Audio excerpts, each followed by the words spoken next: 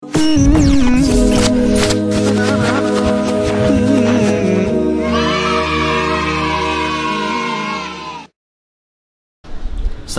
warahmatullahi wabarakatuh. Alhamdulillahirabbil alamin. Assalatu wassalamu ala asyrafil anbiya wal mursalin wa ala alihi wa sahbihi ajma'in. Amma ba'd.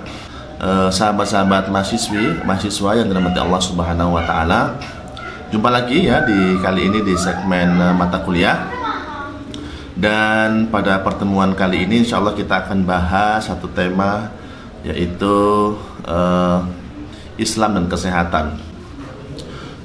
Sedikit tentang kesehatan ditinjau dalam perspektif Islam ya, bahwa salah satu karakter ya, sebagaimana kita ketahui karakter agama Islam ini adalah komprehensif atau syamilun mutasyamil, itu mencakup seluruh aspek kehidupan manusia, termasuk di dalamnya juga masalah kesehatan.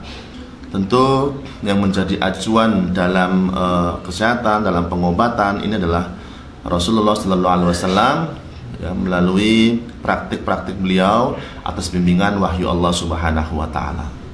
Baik, sebelum kita lanjutkan, jangan lupa seperti biasa buat teman-teman yang baru bergabung, yang belum subscribe silahkan klik tombol subscribe ya, dan jika merasa bermanfaat video ini boleh di-share ke teman-teman yang lain, dan jangan lupa pula like, komen di bawah.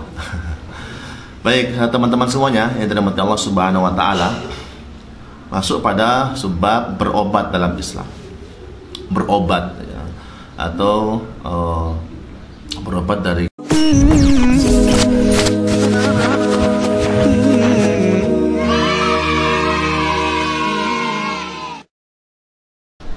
Assalamualaikum warahmatullahi wabarakatuh. Alhamdulillahirabbil alamin. Assalatu wassalamu ala asyrafil anbiya wal mursalin wa ala alihi wa sahbihi ajma'in. Amma ba'd. Sahabat-sahabat mahasiswa yang dirahmati Allah Subhanahu wa taala. Jumpa lagi ya di kali ini di segmen mata kuliah. Dan pada pertemuan kali ini insyaallah kita akan bahas satu tema, yaitu Islam dan kesehatan. Sedikit tentang kesehatan ditinjau dalam perspektif Islam ya, bahwa salah satu karakter ya, sebagaimana kita ketahui karakter agama Islam ini adalah komprehensif atau syamilun mutasyamil, itu mencakup seluruh aspek kehidupan manusia, termasuk di dalamnya juga masalah kesehatan. Tentu yang menjadi acuan dalam kesehatan, dalam pengobatan ini adalah Rasulullah Sallallahu Alaihi Wasallam ya, melalui praktik-praktik beliau atas bimbingan wahyu Allah Subhanahu wa taala. Baik, sebelum kita lanjutkan, jangan lupa seperti biasa buat teman-teman yang baru bergabung, yang belum subscribe silahkan klik tombol subscribe ya, dan jika merasa bermanfaat video ini boleh di-share ke teman-teman yang lain, dan jangan lupa pula like, komen di bawah. Baik, teman-teman semuanya yang dirahmati Allah Subhanahu wa taala, masuk pada sebab berobat dalam Islam. Berobat ya, atau berobat dari kata dasarnya obat ya. Obat dalam bahasa Arab itu dawa. Berobat itu artinya at-tadawi. Tadawa ya tadawa artinya berobat. Sedangkan obatnya itu dalam bahasa Arab disebut dengan ad-dawa ya, dawa. Menggunakan yang maksud dengan at-tadawi atau berobat dalam definisi ilmuwan Islam, bahwa berobat ini yang dimaksud di sini adalah menggunakan sesuatu untuk penyembuhan penyakit dengan izin Allah Subhanahu wa taala, baik pengobatan tersebut bersifat jasmani ataupun alternatif atau rohani. Ya, artinya dengan karakter Al-Quran sebagai obat, kemudian juga makhluk-makhluk Allah yang diciptakan diciptakan Allah Subhanahu wa taala untuk kebutuhan manusia, itu bisa dipakai untuk media pengobatan. Nanti kita juga akan bahas batasan-batasan pengobatan yang dibolehkan dalam syariat. Nah, ini pendapat menurut Muhammad Utsman Asy-Syabili. Adapun syariat berobat ini juga sebagaimana yang di sampaikan Rasulullah sallallahu alaihi wasallam dalam sebuah hadis yang diriwayatkan Imam Muslim, an Jabir ibnu Abdullah radhiyallahu anhu qala likulli da'in dawa'un fa idza asabat dawa'u ad-da'a bara'a bi idznillah azza wa jalla. Yang artinya setiap penyakit pasti memiliki obat. Nah, ini yang mengatakan Rasulullah. Setiap penyakit memiliki obat. Bila sebuah obat sesuai dengan penyakitnya, maka dia akan sembuh dengan seizin Allah Subhanahu wa taala. Artinya di sini ada isyarat tentang bila sesuai. Bila sesuai ini bisa dimaknai ya sesuai zatnya, sesuai dosisnya, ini masuk di sini. Ternyata Islam sudah berbicara itu di 14 abad tahun yang lalu, gitu ya. Bahwa pentingnya dosis, ya, kemudian pentingnya zat-zat tertentu yang memiliki manfaat untuk kesembuhan penyakit tertentu, begitu. Isyarat-isyarat dan bahasanya clue-clue sudah ada ditunjukkan oleh Rasulullah SAW untuk dikembangkan menjadi sebuah teknik pengobatan. Berikutnya juga Rasul sallallahu alaihi wasallam bersabda, "Innallaha anzala ad-da'a wad-dawa'a wa ja'ala likulli da'in dawa'un fatadawaw wa la tadawaw biharamin." Yang artinya sesungguhnya Allah telah menurunkan penyakit dan obatnya. Turunkan penyakit sekaligus obatnya. Demikian pula Allah Subhanahu wa taala menjadikan bagi setiap penyakit ada obatnya, maka berobatlah kalian dan janganlah berobat dengan yang haram. Nah, ini sudah mulai masuk batasan. Ya, maka Allah Subhanahu wa taala melalui Rasul sallallahu alaihi wasallam itu mengajarkan kepada kita syariat untuk berobat. Untuk mendapatkan kesembuhan ada wasilahnya loh dengan berobat. Ya, jadi berobat ini ya bagian daripada kesunahan. Ya, kalau sakit berobat. Rasulullah mengajarkan demikian, ya, berobat. Kalau pas ketemu obatnya yang cocok, yang pas, dosisnya pas, insya Allah biidznillah atas izin Allah dia sembuh. Ya. Kemudian, adapun pengobatan dalam Islam itu ada beberapa yang ingin saya sampaikan yang pernah dilakukan oleh Rasulullah atau dianjurkan oleh Rasulullah SAW, kemudian dipraktikkan oleh para sahabat dan terus berkembang para tabi'in, tabi'ut tabi'in sampai di era modern saat ini pun juga dikembangkan. Yaitu yang pertama seperti ruqyah syariah. Ya, ruqyah syariah, kemudian pengobatan menggunakan madu, pengobatan menggunakan habatus sauda dan berbekam. Ya, ini secara umum yang pernah atau terjadi di zaman Rasulullah Sallallahu Alaihi Wasallam. Kita akan bahas pelan-pelan ya, sedikit lah ya. Mungkin ini hanya kulitnya saja. Jika ingin dikembangkan, insya Allah di pertemuan yang lain teman-teman bisa nanti mengundang pakar tibbun nabawi, ya, pengobatan teknik Rasulullah Sallallahu Alaihi Wasallam supaya lebih pas. Saya akan membahas dalam perspektif ini saja, akhlak dan agama. Ruqyah pertama. Apa itu ruqyah? Ruqyah itu artinya jampi-jampi. Ruqyah artinya jampi-jampi. Ya. Ya, kalau dalam istilah Indonesia kan ya jampi-jampi atau jimat gitu ya. Jadi bisa dikatakan begitulah. Makanya ruqyah ini secara umum dikatakan tidak bisa dikatakan bahwa ruqyah ini halal atau haram. Ini tergantung. Artinya ruqyah itu bisa halal, bisa haram, bisa boleh, boleh tidak, tergantung seperti apa teknik meruqyahnya. Maka Rasul Sallallahu Alaihi Wasallam memberikan batasan. Kata Rasul Sallallahu Alaihi Wasallam, "A'ridu alayya ruqakum," katanya. Coba bacakan kepadaku ruqyahmu. Jadi ada sahabat yang dia yang meruqyah orang dengan bacaan-bacaan tertentu. Ini belum ngomong udah ruqyah gitu kan. Dia kebiasaan dulu sebelum masuk Islam juga menjampi-jampi orang-orang gitu kan. Ketika masuk Islam juga ingin menjampi-jampi orang gitu kan, orang lain gitu. Kemudian konsul ke Rasulullah Sallallahu Alaihi Wasallam. Kata Rasul, coba tunjukkan bagaimana bacaan ruqyahnya. A'ridu alayya ruqakum, tunjukkan padaku ruqyahmu, bacaan ruqyahmu. Kata beliau, la ba'sa birruqa ma lam takun fihi syirkun. Ini batasannya. Maka tidak mengapa ruqyah ini ya, selama ia tidak mengandung syirik. Jadi yang menjadi pengikat adalah tidak ada unsur syirik. Kalau ada unsur syirik nggak boleh. Kalau murni tidak ada unsur syirik, jambi-jambi memohon doa kepada Allah dengan zikir-zikir, dengan bacaan Quran, doa-doa dari Nabi, murni tanpa ada unsur kesyirikan, maka ini boleh hukumnya. La ba'sa birruqa, tidak mengapa kata Nabi. Jadi menjampi-jampi dengan bacaan Quran, dengan doa-doa dari Rasul, doa atau doa kita dengan asma Allah gitu ya, dengan kalimat thayyibah, itu boleh ya, menjampi. Itu ruqyah. Adapun yang tidak boleh ketika ada unsur kesyirikan. Maksudnya seperti apa?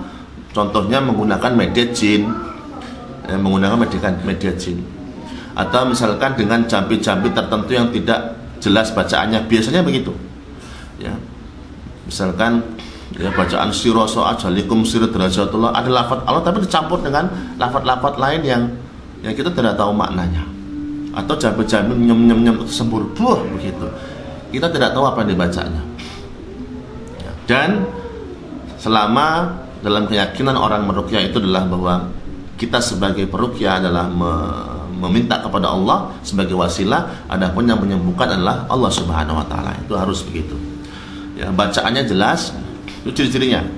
Ciri-ciri ruqyah yang dibolehkan itu adalah bacaannya jelas, ayat Quran atau hadis atau bacaan doa. Kemudian tidak menggunakan bantuan jin, setan dan sebagainya, tidak menggunakan unsur syirik, sesajen dan sebagainya untuk media tertentu ya. Adapun media air, media tumbuhan, itu boleh-boleh saja selama tidak ada unsur syirik tadi itu. Itu hanya wasilah. Contoh misalkan habatus sauda dipakai untuk meruqyah ya, madu untuk meruqyah, atau daun bidara untuk meruqyah, atau pohon-pohon yang lain ya. Semua makhluk yang Allah ciptakan dalam semesta ini juga bisa jadikan sebagai obat.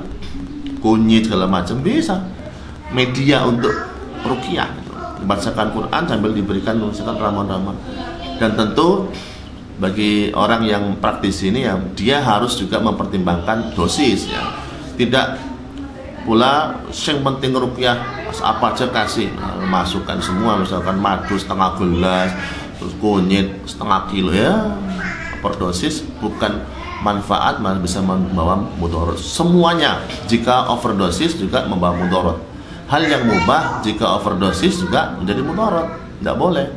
Kulu washrabu wala tusrifu, makan aja dianjurkan oleh Rasulullah SAW, makanan dan minumlah ya, wala tusrifu, dan jangan berlebihan. Yang berlebihan itu tidak baik. Orang yang berlebihan itu temannya syaitan. Begitu ya. Ini ruqyah ya. Di ruqyah ada yang boleh, ada yang tidak. Maka yang boleh itu namanya ruqyah syar'iyyah.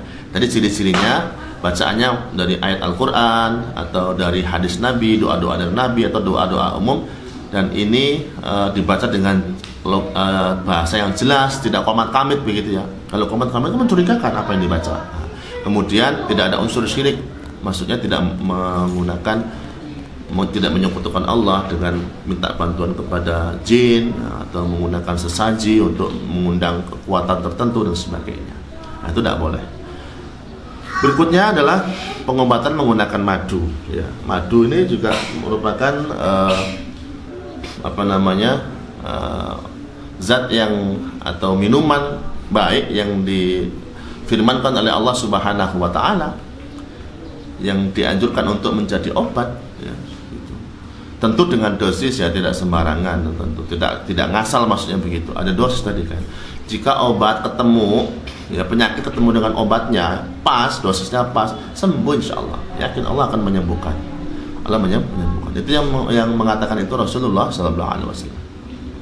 Allah berfirman dalam surat An-Nahl, A'udzubillahi minasyaitonirrajim, wa auha rabbuka ilan nahli anittakhidhi minal jibal minal jibali buyutan wa minasy syajari wa mimma ya'rishun. Artinya, dari perut lebah itu keluar minuman madu yang bermacam-macam warnanya. Di dalamnya terdapat obat yang menyembuhkan bagi manusia. Ini yang berbicara Allah Subhanahu wa taala. Jadi unsur madu dalam madu ini mengandung obat. Adapun nanti penggunaannya ya tentu harus melalui harus dengan ilmu. Harus dengan ilmu. Misalkan ya dosis begitu yang sesuai. Kalau minum madu misalkan bagi orang yang penyakit ini kira-kira kontradiksi atau tidak seperti itu. Ya, intinya dengan dosis tertentu. Jangan pula misalkan ada orang yang tidak bisa mengkonsumsi madu karena ada penyakit tertentu kemudian dipaksakan juga tidak baik, juga tidak sesuai dengan arahan Rasulullah Sallallahu Alaihi Wasallam. Intinya dosisnya pas, takarannya pas, ya, obatnya sesuai, ya, dengan madu. Berikutnya Ibnu Qayyim Al-Jauziyah, sebagaimana beliau juga membuat satu buku yang namanya Pengobatan ala Nabi atau Tibbun Nabawi. Beliau pernah menulis buku itu, menyusun. Beliau mengatakan ada seorang laki-laki terkait dengan madu, ya. Ada seorang laki-laki menemui Nabi Shallallahu Alaihi Wasallam seraya berkata, sesungguhnya saudaraku mengeluh perutnya sakit. Beliau bersabda, minumi dia madu. Maka orang itu beranjak pergi kemudian kembali lagi. Seraya berkata, aku sudah meminumnya madu, tapi tidak ada perubahan apa-apa. Beliau bersabda, minumi dia madu. Orang itu beranjak lagi pergi, kemudian kembali lagi dan mengatakan hal yang sama 2 kali. Masih nggak ada perubahan ya Rasulullah gitu. Hingga 3 atau 4 kali, dan beliau juga mengatakan hal yang sama, atau 2-3 kali sama, kasih madu lagi. Akhirnya beliau bersabda, Allah benar dan perut saudaramu itu yang tidak beres. Artinya ketika datang yang ke-4 kali, seberapa kali kok masih belum sembuh, apa kata Rasulullah? Allah maha benar, yang tidak benar itu yang beres, yang tidak beres itu perut saudaramu. Artinya bukan di madunya yang bermasalah, di perutnya yang bermasalah, ya. Artinya tentu pentingnya di sini ilmu tentang dosis, penggunaan yang sesuai, ya, gitu. Penggunaan yang sesuai. Agar apa? Agar tadi yang dikatakan Rasul Sallallahu Alaihi Wasallam, setiap penyakit ada obatnya. Jika obat ini sesuai dengan sakitnya, penyakitnya, maka insya Allah biidznillah akan diberikan kesembuhan. Nah, itu terkait dengan madu. Apalagi sekarang madu ini dikembangkan untuk berbagai hal, ya. Bisa untuk selain untuk vitalitas, vitamin dan sebagainya, atau untuk imunitas, juga bisa untuk macam-macam. Bisa propolis itu bisa untuk obat sariawan gitu kan, ada untuk kecantikan dan lain sebagainya. Ini madu. Berikutnya habatus sauda. Habatus sauda, bahasa kita cinten ireng, cinten hitam. Rasul sallallahu alaihi wasallam bersabda dalam riwayat Bukhari Muslim, "Inna hadhil habbatas saudaa shifaa'un min kulli da'in illa minas sam." Sesungguhnya pada habatus sauda terdapat obat untuk segala macam penyakit kecuali kematian. Terdapat, bukan berarti ini bisa mengobat. Artinya di dalam itu ada unsur yang bisa digunakan untuk pengobatan. Ya, ini lagi-lagi ya perlu dosis, tidak juga berlebihan. Kalau pengen sembuh makanya habatus sauda 1/2 kilo sehari, nggak makan nasi, nggak minum segala macam, ya sama aja. Artinya pentingnya juga ilmu tentang dosis, ya. Dan yang jelas ibu sekalian yang dirahmati Allah Subhanahu Wa Taala, perkataan Allah itu hak, benar, perkataan Rasul itu benar. Tetapi ketika terjadi dalam prakteknya itu secara zahirnya kok tidak sesuai yang disabdakan oleh Rasul, tidak sesuai dengan difirmankan oleh Allah, maka ada sesuatu yang keliru di situ.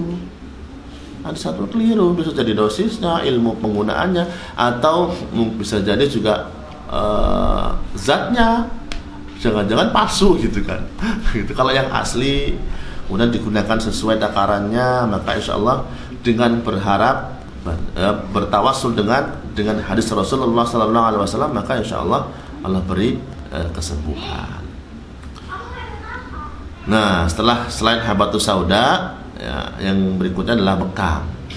Bekam ini juga dipraktekkan di zaman Rasul SAW. Kata Rasul begini, khairu ma tarawaitum bihi al-hijamah.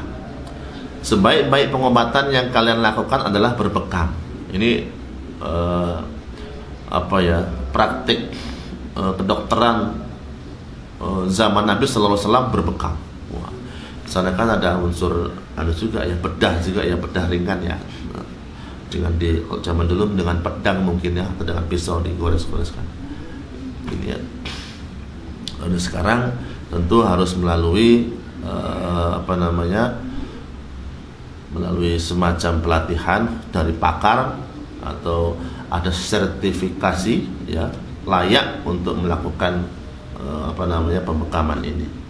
Maka kalau mungkin bidan, perawat, dokter, ya mungkin ya saya kurang paham terkait dengan keilmuan di situ, layaklah ya mereka untuk melakukan proses ini. Wallahu alam sekarang ada mekanisme atau regulasi yang berjalan tidak terkait dengan bekam ini, karena setahu saya ini ada pernah menjadi bahan diskusi terkait dengan praktik pembekaman ini harus ada izin apa begitu ya, atau dia ada standar apa begitu ya, terdaftar mungkin di Kementerian Kesehatan atau seperti apa, supaya tidak terjadi malpraktek. Tidak menutup kemungkinan walaupun ini pengobatan Islami bisa malpraktek, tidak menutup kemungkinan. Sahabat sekalian yang dirahmati Allah Subhanahu wa taala, berikutnya akhlak ya, lalu bagaimana atau batasan-batasan dalam berobat ya, dalam kita mencari kesembuhan ya. Yaitu yang pertama adalah luruskan niat, bahwa ini penting bahwa kita berobat itu dalam rangka apa? Ikhtiar kita ya, sebagai hukum kauni kita berikhtiar memaksimalkan ikhtiar duniawi, ikhtiar manusiawi. Setelah itu serahkan kepada Allah Subhanahu wa taala. Doa, ikhtiar dan tawakal. Niat yang pertama harus lurus. Jangan ada niat yang lainnya. Niatnya adalah memohon kesembuhan kepada Allah Subhanahu wa taala. Ya. Kemudian tidak membuka aurat dalam berobat. Pastikan di tempat yang ya, kalau misalkan harus membuka aurat, maka harus yang melakukan pengobatan adalah sesama jenis ya, atau kalau misalkan beda jenis ya minimal mahram kita, suami atau istri, suami istri atau kakak adik begitu ya. Maka kalau di lapangan di rumah sakit kita masih terbatas, tempat pengobatan kita di Indonesia ini masih terbatas, kadang-kadang pasien perempuan dipegang oleh laki-laki atau pasien laki-laki kadang dipegang oleh perempuan. Jika itu halnya darurat, ya darurat misalkan, maka dibolehkan. Jika tidak darurat, masih ada celah untuk bisa sip laki-laki dengan laki-laki, perempuan dengan perempuan, maka lakukan. Mudah-mudahan jika ada di sini yang memang misalkan diberi amanah oleh Allah Subhanahu wa taala menjadi kepala rumah sakit kah atau kepala ruangan kah, itu bisa di-manage saya rasa, bisa disiasati dalam rangka untuk menciptakan teknik pengobatan yang Islami di rumah sakit atau klinik kita lah ya begitu. Laki-laki dengan laki-laki, perempuan dengan perempuan. Kalau tidak ada upaya untuk memisahkan itu, maka kita akan dimintakan pertanggungjawaban di sisi Allah Subhanahu wa taala. Ya, gitu. Kemudian tidak menggunakan obat-obatan yang haram. Ya, tidak menggunakan pengobatan atau alat obat-obatan yang haram. Dari unsur yang najis tidak boleh ya. Maka di Indonesia ini ada MUI yang senantiasa memberikan sertifikasi halal ya. Obat itu harus ditinjau dulu halal atau tidak. Vaksin dilihat dulu oleh MUI ini halal atau tidak. Nanti jika memang ternyata ini tidak halal, maka hukumnya haram. Ini mengandung unsur najis, haram. Unsur babi, haram. Unsur misalkan bangkai manusia, haram. Misalkan begitu. Tapi kondisinya gimana nih Pak, darurat? Kayak vaksin itu kan, darurat. Kan ada vaksin, kalau nggak salah vaksin yang Astra apa itu, yang Zeneca atau apa itu saya baca di artikel bahwa MUI menjelaskan bahwa ini hukum asalnya haram, tetapi bisa hukumnya boleh jika darurat, ya. Jika darurat maka boleh, selama belum ada vaksin pengganti. Kalau sudah ada vaksin pengganti, misalkan kita maka beralih kepada yang halal, begitu. Jika tidak ada maka tidak mengapa. Ini pendapat MUI begitu, ya. Meyakini bahwa Allah Subhanahu wa taala yang menyembuhkannya. Iya. Yang menyembuhkan Allah. Bukan bidan, bukan dokter, bukan bukan zatnya itu sendiri, bukan pilnya itu sendiri, atau bukan madunya itu sendiri, bukan. Tapi Allah